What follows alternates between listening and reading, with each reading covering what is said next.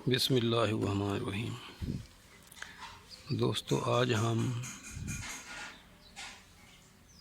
कत क्या होता है इस बारे में बात करेंगे।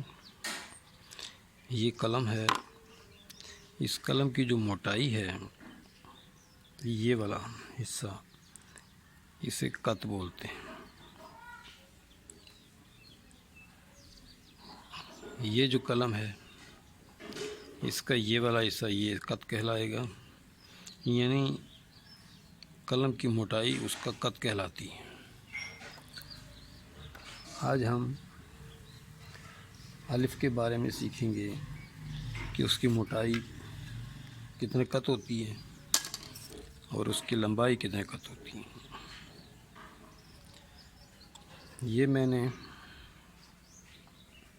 1, 2, 3 और 4 लकीरें लगाएंगी। इस दो लकीरों के दरमियान जो फासला है वो है 3 कत। बाकी जो ये है इसका 2.5 कत और इसका भी 2.5 कत। अलिफ जो है ना हमारा 3 कत से लेके साढ़े उसकी हाइट होगी। ये शुरू करते हैं, इसे हम कुर्सी की लाइन कहते हैं। तीसरी लाइन को कुर्सी की लाइन कहते हैं और हमारा अलिफ इस कुर्सी की लाइन पे आके रुकेगा। अब हम यहाँ से शुरू करते हैं, ये तकरीबन 3.5 कत बनेगा और आधा कत इसकी मोटाई होगी। इसको सीधा हम ले आएंगे नीचे की तरफ और यहाँ आकर हम रुक जाएंगे। अब ये देखें, ये 1 कत, 2 कत, ये 3 कत और ये तकरीबन 3.5 कत, 3 से 3.5 कत की हाइट होनी चाहिए और आधा कत जो है ना इसकी मोटाई होनी चाहिए, ये यहाँ तक। और ये जो इसका एंगल बनेगा ये तकरीबन 80 डिग्री होगा। राइट साइड से ये गोल होगा। बाज़ लोग अलिफ सीधा नहीं डाल सकते शुरू में, लिहाजा उनको मेरा मशवरा है कि वो ये अमूदन लकीरें लगा लें।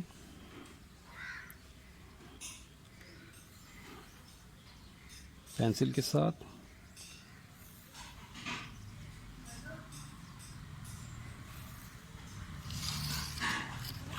और फिर कलम की जो लेफ़्ट एज है कलम का वो इस लाइन पे रखें इस तरह, और इस लाइन के साथ टच करते हुए नीचे तक आ जाएं।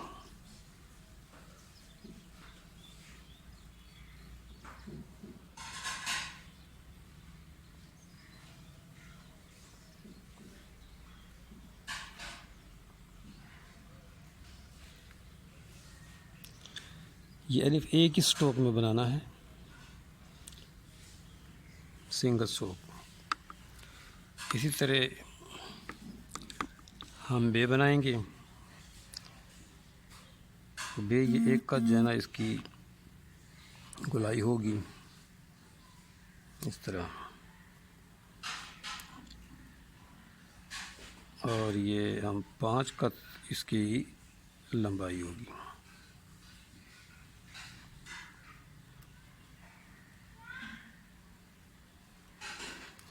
इधर से गोल लेके आना है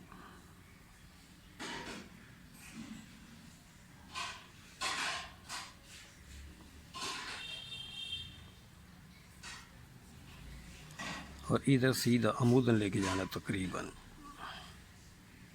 अमूदन से मुराद तकरीबन 90 तो नहीं बनेगा, लेकिन ये 85 और 86 इसका एंगल बनेगा। ये जो आखिरी हिस्सा है और इसकी हाइट होगी 1 कत और इस पर भी 1 कत, और ये जो लंबाई है बे की ये तकरीबन 5 कत होगी।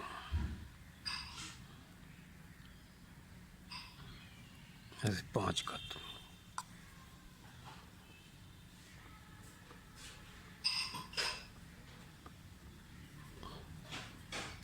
इसी तरह इस अलिफ इसकी लंबाई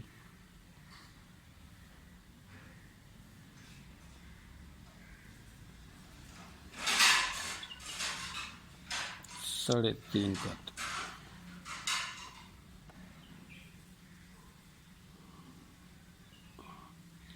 मोटाई आधा कत।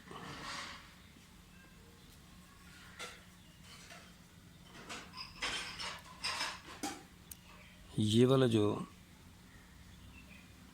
एंगल है ये 80 डिग्री।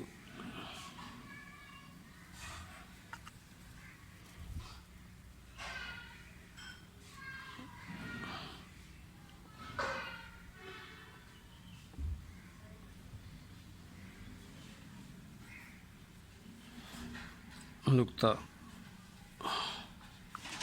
ये कत होगा।